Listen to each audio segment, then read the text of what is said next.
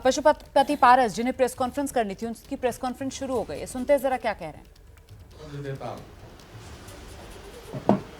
Sir क्या RJD से कुछ बातचीत हुई सर आपकी?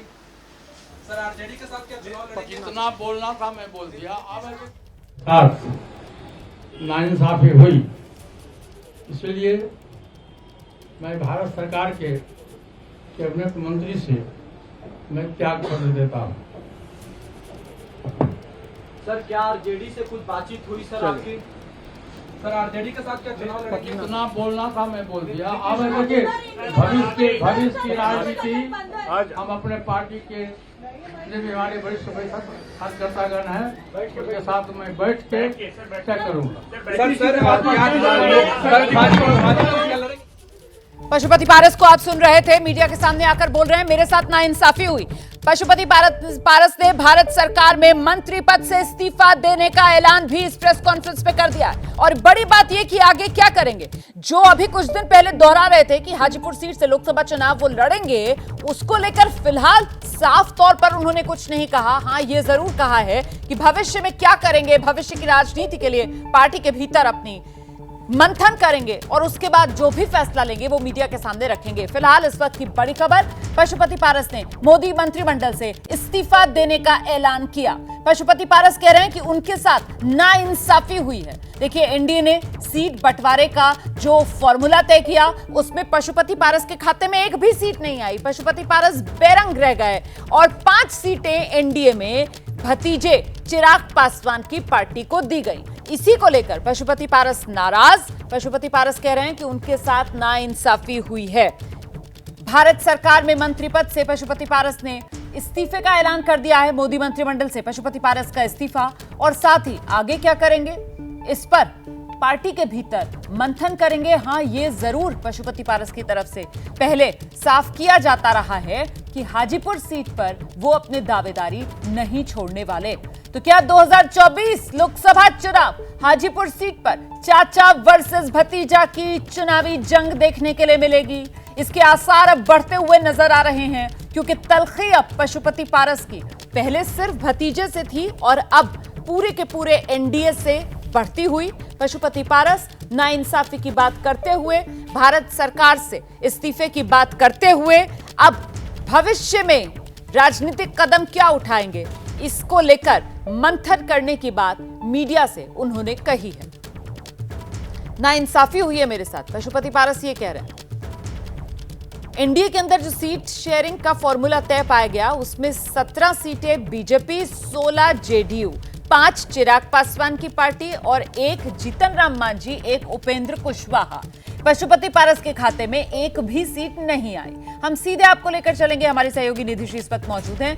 निधि, नाइंसाफी की बात करते हुए मोदी मंत्रिमंडल से इस्तीफे का ऐलान तो पशुपति पारस ने कर दिया है, लेकिन सबसे बड़ा सवाल यही जिसको लेकर वो कह रहे हैं कि अभी पार्टी के भीतर मंथन करेंगे, क्या महागठबंधन में शामिल हो सकते हैं पशुपति पारस? हाजीपुर सीट से क्या पशुपति पारस का चुनाव लड़ना तय माना जाए? निधि, देखिए, एक बात मैं अभी भी कंफर्म कर रही हूँ दावे के साथ कि पशुपति पारस ने कहा है कि हाजीपुर से चुनाव लड़ेंगे और वो अपनी बात पर अडिग है कि चाहे कोई भी स्थिति हो, अगर उनको एनडीए से बाहर होना पड़े, किसी और गठबंधन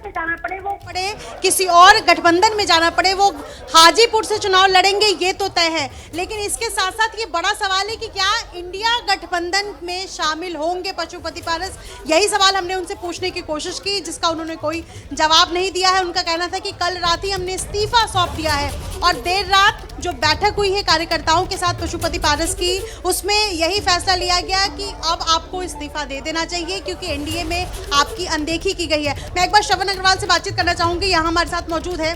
क्या इंडिया गठबंधन में जाएगी आपकी पार्टी? निधि जी, 1-2 दिन में पूरे बिहार पार्टी के सारे जिलाध्यक्षों के, सारे प्रखंड अध्यक्षों के, सारे पंचायत अध्यक्षों को और दलित सेना के भी राष्ट्रीय अध्यक्ष हैं। सवाल इतना है कि इंडिया गठबंधन में जाएंगे कि नहीं जाएंगे? नहीं, अभी कोई ऐसा फैसला नहीं हुआ है। जब तक बैठक नहीं कर लेते कि अकेले लड़ना है, किस गठबंधन में रहना है, किस गठबंधन के साथ जाना है, जब तक बैठक नहीं कर लेते, बैठक में जो बातें होंगी, बैठक में जो तय होगा, उसके बाद हम लोग फैसला लेंगे। जब तक तो आप लोग बैठक ही कर रहे हैं, कोई कंक्रीट समाधान नहीं निकल पाया। मुझे ये बताइए कि अगर चुनाव लड़ते हैं, हाजीपुर तो कंफर्म किया है, अगर बाकी जगहों पर चुनाव लड़ते हैं तो क्या जिन सीटों पर चिराग पासवान ने अपनी पार्टी को, अपने उम्मीदवारों को उतारा है, कि वहीं डेंट करेंगे आप लोग? नहीं, एक तो पार्टी की मीटिंग हो गई, फिर संसदीय बोर्ड की बैठक होगी। संसदीय बोर्ड की बैठक में यह निर्णय लिया जाएगा कि पार्टी कितने सीटों पर लड़ेगी। लेकिन हम चुनाव लड़ेंगे, कितने सीटों पर लड़ेंगे यह अभी तय नहीं हुआ है, लेकिन चुनाव लड़ेंगे, हमारे और भी एमपी लड़ेंगे, यह तय है। लेकिन कितने सीटों पर हम उम्मीदवार उतारेंगे यह संसदीय बोर्ड की बैठक में फैसला होगा। आपके साथ कुल मिलाकर 5 थे, 6 में से एक चिराग को हटा दे तो 5 सांसद थे। क्या उन्हीं को इस बार कैंडिडेट अगर फैसला लेती है पशुपति पारस की पार्टी, तो क्या उन्हीं को आप लोग उतारेंगे? नहीं, हमारे प्रदेश अध्यक्ष प्रिंस राज पासवान जी हैं, हमारे नवादा के सांसद चंदन सिंह हैं, और भी सांसद हैं जो भी सिटिंग सांसद हैं, वो तो लड़ेंगे ही। सिटिंग आदरणीय पशुपति कुमार पारस जी ने कहा था कि हम सांसद लड़ेंगे, ये तो आप कह रहे हैं। आदरणीय पशुपति पारस जी ने कहा था कि अपने सांसदों की बलि देकर हम चुनाव नहीं लड़ेंगे। हमारे सभी सांसद लड़ेंगे, उनको चुनाव लड़ने का ऑफर था, लेकिन उन्होंने कहा कि अकेले हम अपने सांसदों की बलि देकर चुनाव नहीं लड़ेंगे।